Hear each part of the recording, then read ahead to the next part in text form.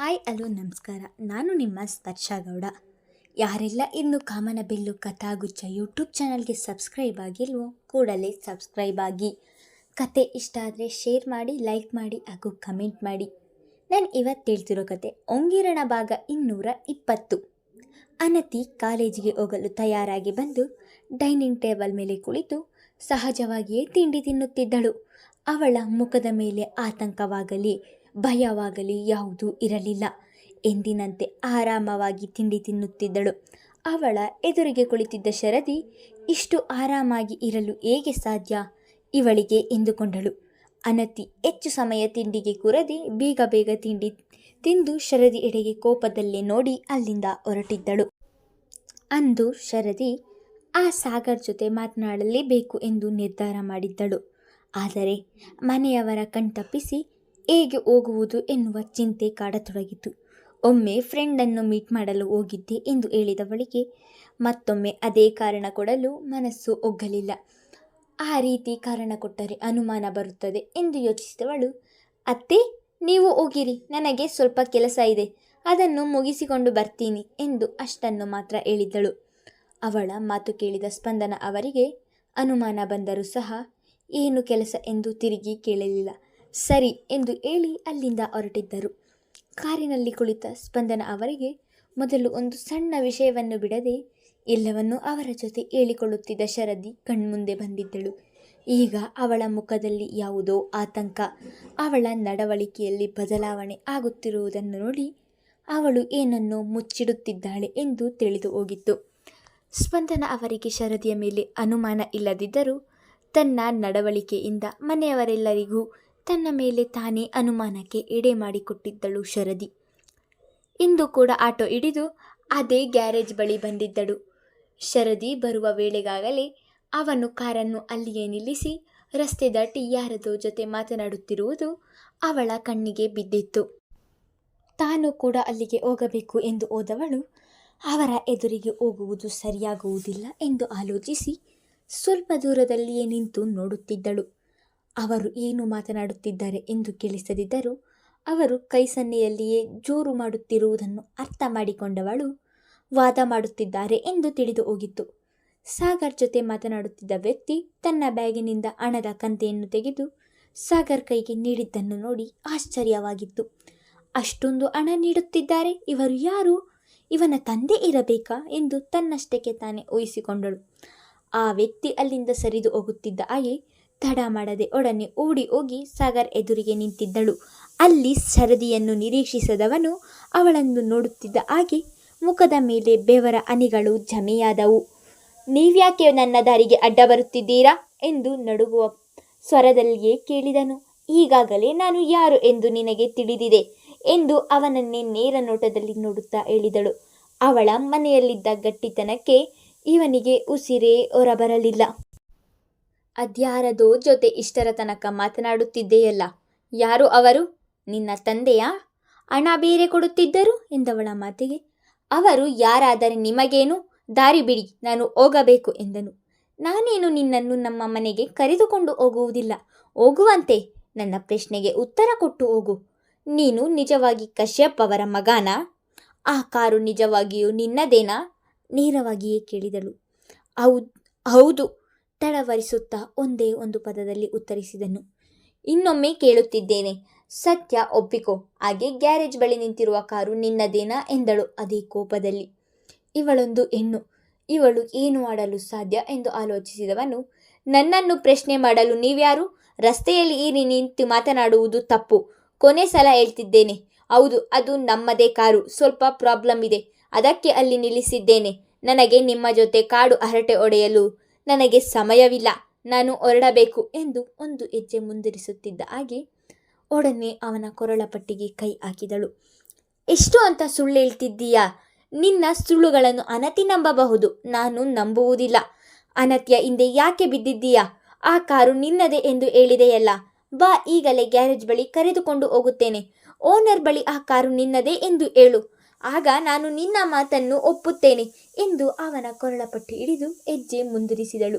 ಶರದಿಯ ಕೋಪ, ಸಾರ್ವಜನಿಕ ಸ್ಥಳದಲ್ಲಿ ಕೊರಳಪಟ್ಟಿ ಹಿಡಿದಿರುವ ರೀತಿ ಎಲ್ಲವನ್ನೂ ನೋಡಿ ನಡುಗಿ ಹೋದನು ಸಾಗರ್. ಅವಳು ಕೊರಳ ಪಟ್ಟಿ ಹಿಡಿದು ಎಳೆದರೂ ಸಹ ಒಂದು ಹೆಜ್ಜೆಯನ್ನು ಮುಂದಿರಿಸದೆ ನಿಂತಲ್ಲಿಯೇ ಕಲ್ಲಾಗಿ ನಿಂತಿದ್ದನು.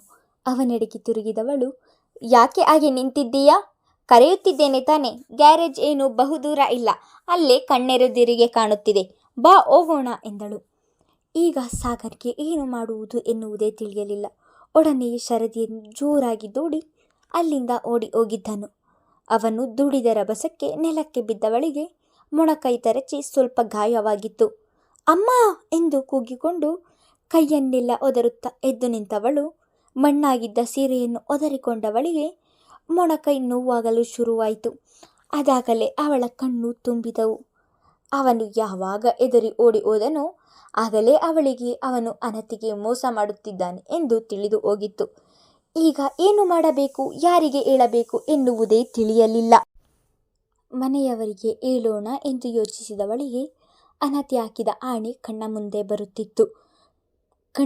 ಬರುತ್ತಿದ್ದ ಹಾಗೆ ಕಣ್ಣೀರನ್ನು ತೊಡೆದುಕೊಂಡು ಆಟೋವನ್ನು ಹಿಡಿದು ಶಾಲೆಯ ಕಡೆಗೆ ಹೊರಟಳು.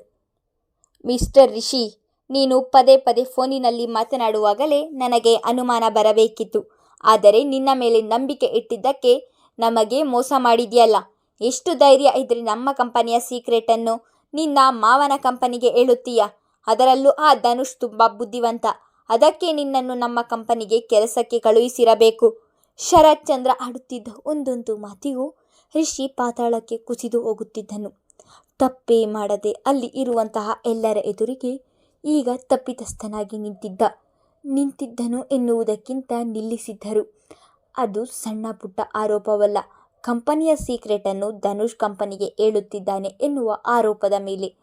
ಶರತ್ ಚಂದ್ರನಿಗೆ ಧನುಷ್ ಮೇಲೆ ಇರುವ ಕೋಪವನ್ನು ರಿಷಿಯ ಮೇಲೆ ಈ ರೀತಿ ತೀರಿಸಿಕೊಳ್ಳುತ್ತಿದ್ದ. ಅಂದು ಶರತ್ ಚಂದ್ರ ತಂದೆ ಆರವ್ ಚಂದ್ರ ಅವರು ಇದ್ದಿದ್ದರೆ ಈ ರೀತಿಯ ಆರೋಪ ರಿಷಿಯ ಮೇಲೆ ಬರುತ್ತಿರಲಿಲ್ಲವೇನೋ. ಅವರು ಅಂದು ಕಚೇರಿಗೆ ಬಂದಿರಲಿಲ್ಲ. ತಪ್ಪೇ ಮಾಡದೆ ಈ ಆರೋಪವನ್ನು ಹೇಗೆ ತಾನೇ ಸಹಿಸುತ್ತಾನೆ? Sir, what are you talking? ಮಾತನಾಡುವ ಮೊದಲು ಯೋಚಿಸಿ ಮಾತನಾಡಿ.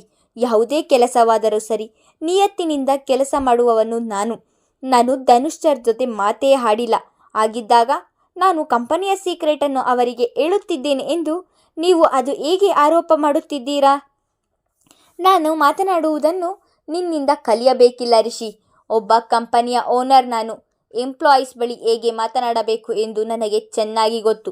ನೀನು ಆ ಧನುಷ್ ಜೊತೆ ಮಾತನಾಡದಿದ್ದರೂ ನಿನ್ನ ಹೆಂಡತಿಗೆ ನಿನ್ನ ಮೊಬೈಲ್ನಿಂದ ಕಾಲ್ ಮಾಡಿ ನಿನ್ನ ಹೆಂಡತಿ ಯಾಕೆ ಕಾನ್ಫರೆನ್ಸ್ ಕಾಲ್ ಹಾಕಿರಬಾರದು? ಹಾಗೆ ನಾನೇನು ನಿನ್ನ ಮೇಲೆ ಸುಮ್ಮನೆ ಅಪವಾದ ಮಾಡುತ್ತಿಲ್ಲ. ನೀನು ಕಂಪನಿಯ ಬಗ್ಗೆ ಮಾತನಾಡುತ್ತಿರುವುದನ್ನು ಇವರೇ ಕಣ್ಣಾರೆ ನೋಡಿ ನನಗೆ ಹೇಳಿದ್ದಾರೆ ಎಂದು ಇನ್ನೊಬ್ಬ ಕೆಲಸದ ಹುಡುಗನ ಕಡೆ ಕೈ ತೋರಿಸಿ ಹೇಳಿದನು.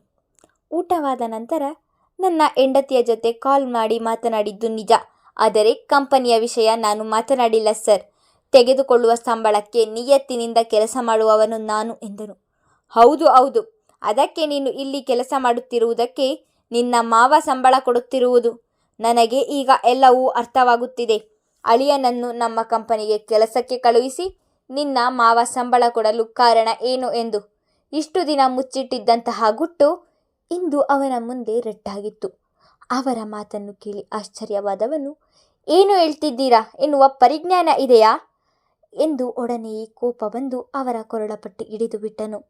ಯಾವಾಗಲೂ ಕೋಪ ಮಾಡಿಕೊಳ್ಳುವವರ ಕೋಪವನ್ನು ಬೇಗ ಕಡಿಮೆ ಮಾಡಬಹುದು, ಆದರೆ ಅಪರೂಪಕ್ಕೆ ಬರುವ ಕೋಪವನ್ನು ಕಡಿಮೆ ಮಾಡಲು ಸಾಧ್ಯವಿಲ್ಲ. ರಿಷಿ ಕೂಡ ಅದೇ ಕೋಪದಲ್ಲಿ ಶರತ್ ಚಂದ್ರನ ಕೊರಳಪಟ್ಟಿ ಹಿಡಿದು ಬಿಟ್ಟನು. You idiot! ನನ್ನ ಕೈ ಕೆಳಗೆ ಕೆಲಸ ಮಾಡುವ ನೀನು ನನ್ನ ಕೊರಳಪಟ್ಟಿ ಹಿಡಿಯುತ್ತೀಯಾ ಎಂದು ರಿಷಿಯ ಕೆನ್ನೆಗೆ ಹೊಡೆದಿದ್ದನು. ಎಲ್ಲ ಕೆಲಸಗಾರರ ಮುಂದೆ ಆದಂತಹ ಅವಮಾನವನ್ನು ರಿಷಿ ಎಂದಿಗೂ ಮರೆಯಲು ಸಾಧ್ಯವಾಗದಂತೆ ಆಗಿತ್ತು ಇಂದು. ನಿನ್ನಂಥವನಿಗೆ 80,000 ಸಂಬಳ ಕೊಡಲು ನನಗೇನು ತಲೆ ಕೆಟ್ಟಿದೆಯಾ? ನೀನು ಇಲ್ಲಿಗೆ ಕೆಲಸಕ್ಕೆ ಸೇರಿದಾಗಿನಿಂದ ನಿನ್ನ ಮಾವನೇ ನಿನಗೆ ಸಂಬಳ ಕೊಡುತ್ತಿರುವುದು. ಈ ವಿಷಯ ನಿನಗೆ ಗೊತ್ತಿದೆಯೋ ಗೊತ್ತಿಲ್ಲವೋ ನನಗೆ ಗೊತ್ತಿಲ್ಲ. ಹೋಗಿ ನಿನ್ನ ಮಾವನನ್ನೇ ಕೇಳು ಎಂದು ತನ್ನ ಶರ್ಟ್ ಸರಿ ಮಾಡಿಕೊಳ್ಳುತ್ತಲೇ ಹೇಳಿದನು. ರಿಷಿಯ ಮುಂದೆ ಬಂದು, ನನ್ನ ಕೊರಳಪಟ್ಟಿಯನ್ನೇ ಹಿಡಿದು ಅವಮಾನ ಮಾಡಿದೆಯಲ್ವಾ? ಇದರ ಪರಿಣಾಮವನ್ನು ನೀನು ಮುಂದೆ ಎದುರಿಸುತ್ತೀಯಾ?